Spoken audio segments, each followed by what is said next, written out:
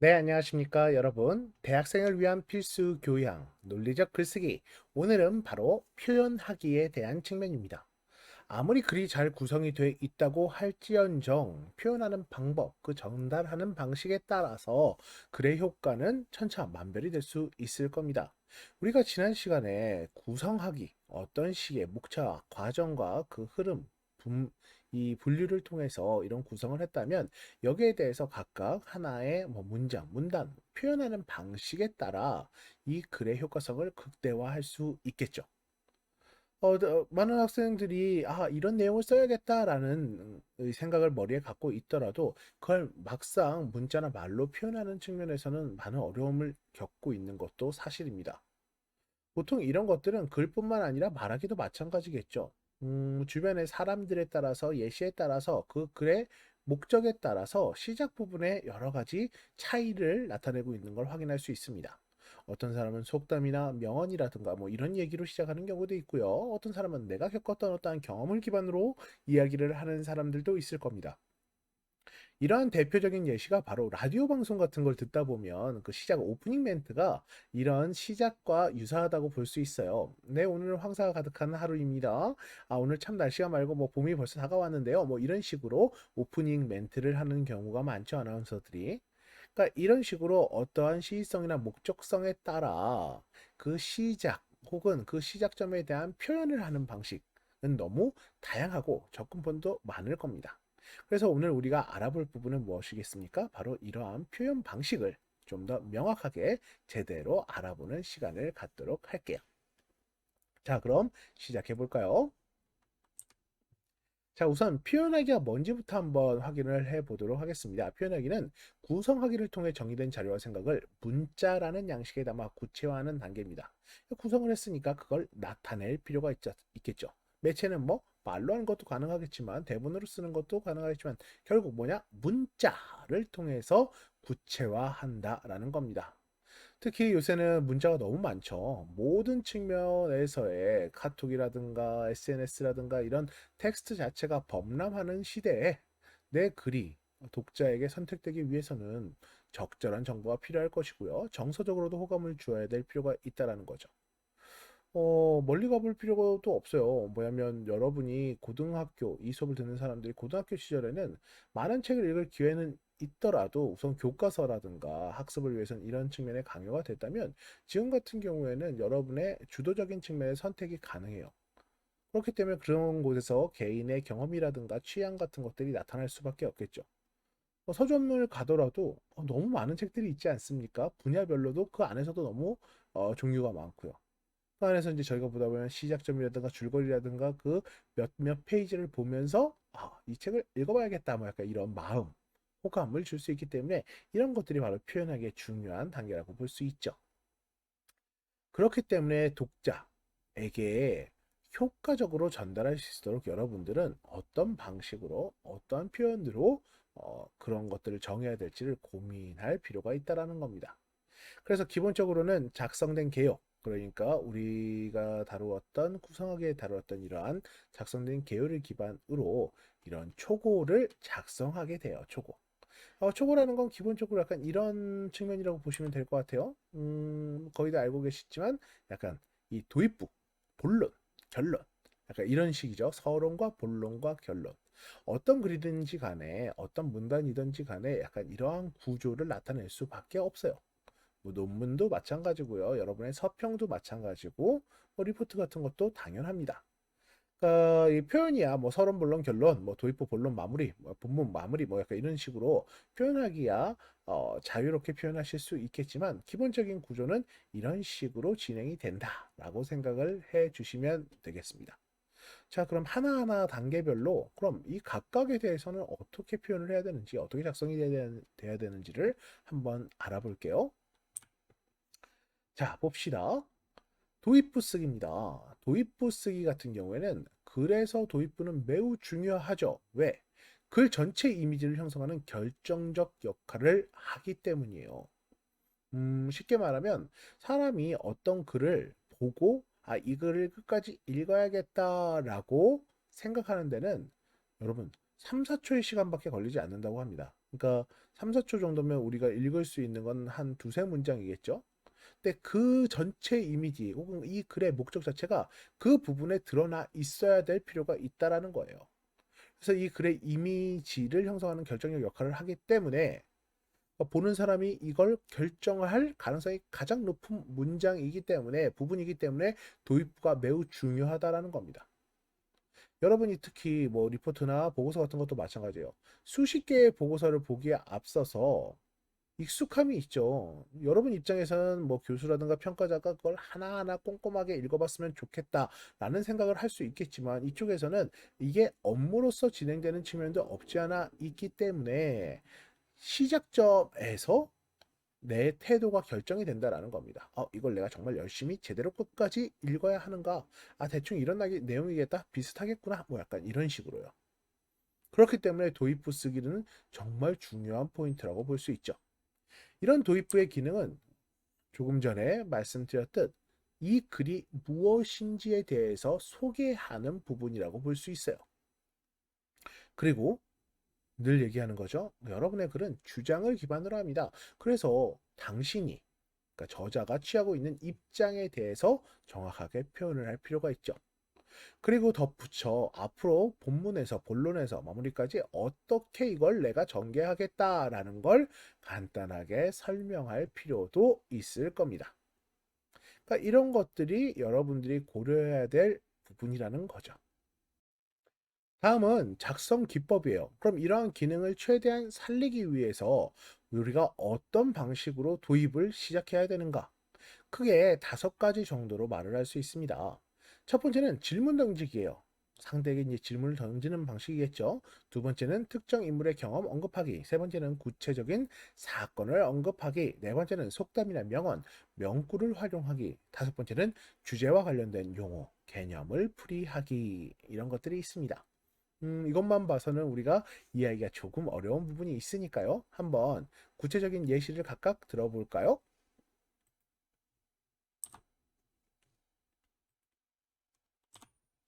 자, 첫 번째는 질문 던지기예요. 질문 던진다는 건 뭐냐면 독자가 이 글에 빠져들게끔, 그러니까 뭐냐면 주도적이고 능동적으로 어떻게 생각하십니까? 막 이런 거죠. 수업에서도 그런 유도를 많이 하죠. 왜냐하면 단순히 강의를 듣는, 지금 여러분들과는 이제 온라인 컨텐츠로 만나고 있지만 단순히 강의를 듣는 방식만 하게 되면 이게 매우 수동적인 측면에서 질문이 있더라도 굳이 튀고 싶지 않다는 우리나라 학생들 특유의 그러한 수동적인 자세가 보이는 경우가 있죠. 질문을 던진다는 건 생각할 거리를 던져준다는 얘기예요. 그러니까 독자에게 이 주제에 대한 조금 더 적극적이고 생각할 만한 측면의 요소를 던져준다는 거죠. 이걸 듣고 답을 구하기 위해서 혹은 생각을 좀 더 구체적으로 하기 위한 생각의 경로를 지원하는 것이기 때문에 대부분의 사람들은 이러한 질문 던지기를 통해서 능동적인 자세 혹은 주도적인 측면의 의문을 갖게 될 확률이 있죠. 자, 이 질문을 던지고 그에 대한 답을 찾는 방식은 비교적 매우 용이한 글의 구성 방식이에요. 어떻게 생각하십니까? 자, 예시를 한번 들어볼까요? 여기 보시면 학문 연구 속에서 자유롭기를 원한다면 어떻게 해야 할까? 학문 후속 세대에게 선택할 수 있는 길은 있을까? 그 가능성 중 하나를 자기 자신에게 향하는 싸움 걸기에서 찾을 수 있지 않을까? 솔직히 뭐 이 글 같은 경우에는요, 저는 그닥 그러니까 선호하진 않아요. 지금 이러한 문장을요. 왜냐면 말이 어려우니까요. 이 책의 종류나 목적에 따라 그 학습자 혹은 독자의 지적 수준을 어느 정도 설정했는지는 알 수 없지만 결국 약간 좀 더 쉽게 표시를 해보냐 약간 이렇게 갈 수 있을 것 같아요. 학문 연구 속에서 자유롭기 원한다면 어떻게 해야 될까? 저는 보통 질문을 할 때 이거보다는 좀 더 친절하게 하는 편인 것 같아요. 그러니까 연구자의 입장에서 다양한 압박이나 혹은 약간 제재를 어떤 식으로 어, 해소할 수 있을까? 이러한 의미라면 조금 더 이제 사람들이 알아듣기 쉽게 접근을 하는 게 더 좋을 것 같다라는 생각은 들어요. 다른 의미의 글을 한번 생각해 볼까요? 근래 있었던 일 중에 뭐 예를 들어서 미얀마 민주주의에 대한 측면의 사건을 사람들에게 전달할 때는 이렇게 될 수 있겠죠. 뭐냐면 질문 형태로 당신은 어떻게 생각하는가? 이런 일들이 벌어지고 있다. 우리는 어떻게 해야 할까? 당신은 어떻게 생각하고 있는가? 뭐 이런 형태의 질문은 꽤나 상대에게 이 글을 읽는 사람들에게 내가 이 부분에 대해서 어떻게 생각하고 있나? 라는 능동적인 측면의 의문 혹은 그런 능동적인 자세를 유발시킬 수 있다는 걸 기억을 해주셔야 될 것입니다. 자, 이게 바로 첫 번째 질문 던지기예요. 그러니까 읽는 사람에게 질문을 던져보는 거죠. 이 질문에 대한 답은 뭐겠습니까? 답은 이제 여러분이 본문에서 나타내야 될 부분이죠.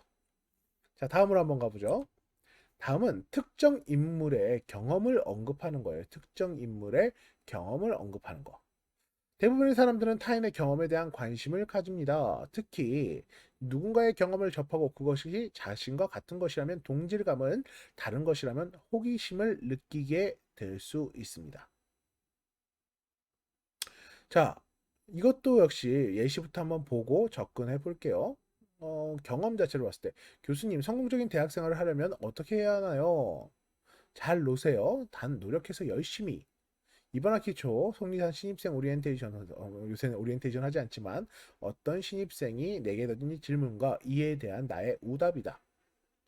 노는 것이 마치 죄를 짓는 것 같이 여겨지던 세상에서 이제는 잘 노는 아이가 공부도 더 잘하고 잘 놀 줄 아는 직장인이 더 성공할 수 있다는 세상으로 변하고 있다. 자, 우선 노는 측면에 있어서 뭔가 이제 저자가 의도한 내용이 있긴 하겠죠. 근데 이것보다는 생각해 보셨을 때 약간 특정 인물의 경험을 언급한다라는 건 우선 여러분 스스로의 경험을 갖고 접근하는 것도 나쁘지 않아요. 뭐 내가 어릴 적 일이었다. 어릴 적 나는 이런 사건이 있었다. 그래서 그 부분에서 왜냐하면 비슷한 것들이 있기 마련이라는 거죠. 제가 이런 거 약간 세대 차에 대한 측면에 접근을 할 때 어릴 적 경험했던 올림픽이라고 한다면 저는 서울 올림픽이에요. 근데 여러분들이 학생 때 올림픽은 평창 올림픽이겠죠? 뭐 이런 차이가 있는 것처럼 어떠한 경험에 대해서 얘기를 할 때 올림픽이라는 측면에서 혹은 거기에 대한 경기를 보는 관람자의 입장에서의 공감대, 동질감을 느끼게 할 수도 있을 거예요. 대표적으로 많이 하는 게 지금 한 40대, 30대 후반에서 40대 중후반까지도 다 2002년 월드컵을 얘기를 하면서 거기에 대해서 광분을 하죠. 많은 나이 드신 기성세대계에서. 그런데 지금 현 대학생들이 그 얘기를 보면 사진으로만 접하지 거기에 대한 동질감을 느끼긴 힘들 거예요. 반면에 지금 현재 학생들이 하고 있는 어떠한 스마트폰 게임이라든가 그 변천사라든가 이런 것들에 대한 얘기, 웹툰에 대한 호응, 뭐 약간 이런 이야기를 할 때는 기성세대들은 여기에 대해서 동질감을 느끼긴 어렵겠죠. 반면에 같지 않으니까 호기심으로 접근할 수는 있어요. 그러니까 굳이 이렇게 접근한다면 각각에 따라서 다를 것 같아요. 뭐냐면 이 두 가지를 동시에 할 수 있는 방법도 있긴 해요. 다른 얘기인 줄 알았는데 결국 같은 얘기다. 제가 어렸을 때 이러이러한 경험을 했는데요. 이게 여러분의 이런 경험과 같지 않을까요? 뭐 약간 이런 식인 거죠.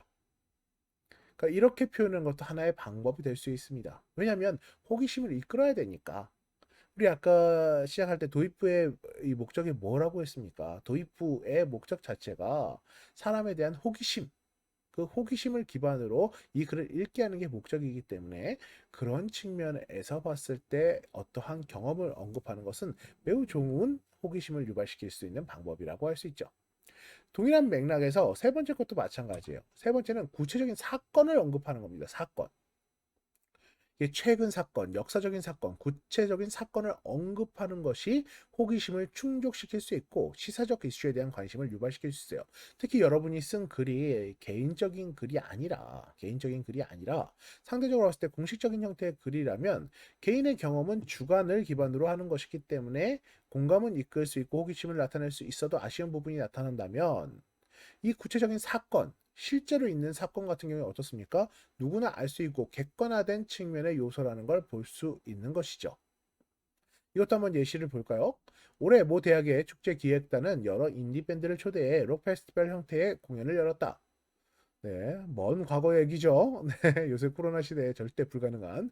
이는 유명 가수를 초청해 학생들의 참여를 이끌었던 기존에 관행하는 다른 파격적인 시도로 주요 일간지에 기사화된 바 있다.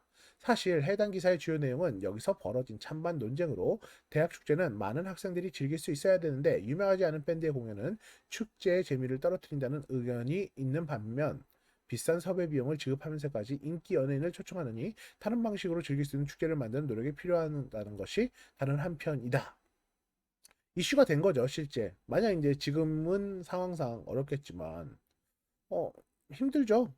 당연히 축제를 누군가가 많이 즐긴다라는 측면을 봤을 때 여기서 굳이 이제 제 의견을 말씀드리자면 어, 이 저는 뭐 유명한 사람이 오는 게 낫겠죠. 왜냐면 그게 더 많은 사람들이 더 가보고 싶고 의미 있는 거라고 생각을 하니까요. 인디 밴드의 성공을 위해서 우리가 축제를 하는 건 아니잖아요. 하지만 이러한 의견, 왜냐하면 비용 자체가 비싸니까 그 등록금이나 여러 가지 비용을 줄이는 데 있어서 감안해야 될 측면도 있겠죠. 그래서 이 두 가지에 대한 측면을 그냥 꺼낸 게 아니라 어딘가의 사건, 실제로 이슈화된 측면의 어떤 사건, 대학신문 쪽에서 대학생들이 공감할 수 있는 이슈를 기반으로 접근한 것이기 때문에 사람들에게 혹은 이 글을 읽는 독자들에게 호기심을 유발시킬 수 있겠죠. 다음은 바로 이런 겁니다. 제가 시작 부분에서 살짝 말씀드렸는데 속담이나 명언, 명구를 활용하기인데 요새는 이런 것들을 그렇게 선호하지는 않는 것 같아요. 그러니까 이 명언이나 명구를 언급하면 이게 단순히 주관적 관점이 아니라 이미 많은 사람들에게 인정받을 만한 관점이라고 표현을 하는데 음, 지금 시점에서는 그렇게 좋은 방식은 아닌 것 같습니다. 되게 옛날식의 글쓰기라고 저는 생각을 해요. 훌륭한 사람의 어떤 특히 자기소개서 같은 거 쓸 때 이런 경우 되게 많거든요. 속담이나 명언, 명구를 활용해 갖고 어떠한 글에 대한 거나 자기 어필을 하는 경우가 많은데 상대적으로 봤을 때 이건 그렇게까지 지금 21세기에 적합한 형태의 과거의 관점을 갖고 오는 거잖아요. 다들 공감할 수는 있고 특히 기성세대라든가 나이 드신 분들에 대한 익숙한 관점을 제시하는 측면에선 나쁘지 않을 수는 있긴 한데 변화하는 세대에 그렇게 맞는 요소라고 보여지진 않아요. 보시면 나는 신문 없는 정보보다 정보 없는 신문을 택하겠다. 뭐 이 문장 자체만 보더라도 뭐 우리가 생각할 수는 있겠지만 뭐 요새 아예 신문 자체가 거의 보지 않는 시점에서 이러한 과거의 속담이나 명언, 명구가 어떤 의미를 말하고 있는지 한번 생각해 볼 필요가 있겠죠. 뭐 여기서야 언론의 중요성을 강조한 거라고 말을 하고 있긴 하겠지만 상대적으로 현실과 나에게 와닿지 않는 혹은 공감할 수 없는 이러한 속담이나 명언, 명구는 좀 조심스럽게 사용하실 필요는 있습니다.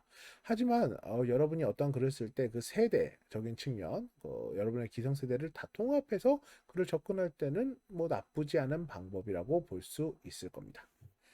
자, 마지막 다섯 번째는 주제와 관련된 용어 혹은 개념을 풀이하는 겁니다. 특히 어떤 단어에 대한 측면에 대해서 용어나 개념에 대해서 풀이하는 방식은 내가 이런 내용을 갖고 접근을 하겠습니다라는 걸 자연스럽게 언급할 수 있고요.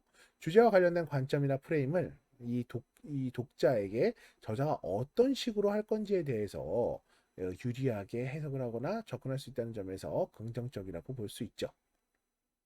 한번 볼까요? 이것도 예시는 여기 예시가 좀 좋은 것 같더라고요.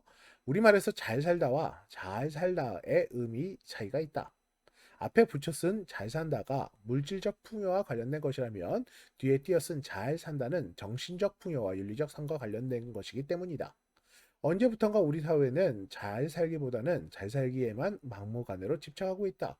물론 잘 살기 위해서는 최소한의 잘 살기가 필수적이다. 그러나 그럼에도 불구하고 우리가 진정으로 추구해야 될 삶은 잘 살기가 아니라 잘 살기라는 사실을 부정할 수는 없다. 여기서도 뭐 그래 아쉬운 점은 분명 있어요. 뭐냐면 굳이 잘 살다와 잘 살다를 이렇게까지 많이 썼어야 하는가? 처음에만 이렇게 단어적 설명을 해놓고 후반부에는 그냥 이렇게 반복할 필요는 없을 것 같은데 그럼에도 불구하고 우리가 한번 생각해 볼 수 있는 거리를 또 던져줬죠.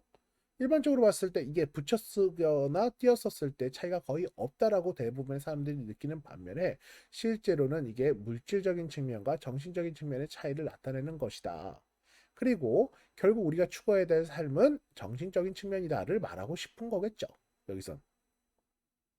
그러니까 이런 측면의 이제 어떤 글을 쓰기 위하여 그 시작점에서 이 단어의 용어, 대한 해석이나 설명으로서 이렇게 접근한다라고 볼 수 있을 겁니다. 여기까지가 이 5개 도입부를 쓰는데 작성할 수 있는 5가지 방법이라고 볼 수 있겠습니다. 자, 지금까지 도입부를 쓰는 방식에 대해서 우리가 지금까지 한번 알아봤는데요. 이 과정에 대해서 실습 과정으로서 한번 진행해 보실 필요도 있겠죠. 그래서 무엇을 다룰 것인지에 대한 흥미로운 방식의 소개 문장, 혹은 주제에 대한 자신의 견해에 대한 명시적 진술 문장, 그래 전반적 기술 방식에 대한 간략한 안내 문장, 5가지 중에 여기 다 포함되어 있겠죠, 여러분. 우리가 어떠한 과정을 진행을 할 때요, 전에 했던 문장 개요 카드 있지 않습니까? 저희가 해당 부분을 갖고 여러분이 이 부분을 고민하면서 한번 생각을 해보실 필요는 있을 거예요. 그러니까 이 문장 카드를 통해서 그럼 도입부를 내가 이 3가지 방식 중에 뭘로, 혹은 그 5가지 도입을 할 수 있는 방안 중에 어떤 방식으로 적는 게 좋을지에 대해서 한번 고민을 해보시고 이걸 실습으로 적용을 해 보시기 바랍니다. 자, 여기까지 하실 수 있으면 여러분이 도입부는 이렇게 써야 되는구나를 보다 명확하게 접근하실 수 있을 거라고 생각합니다.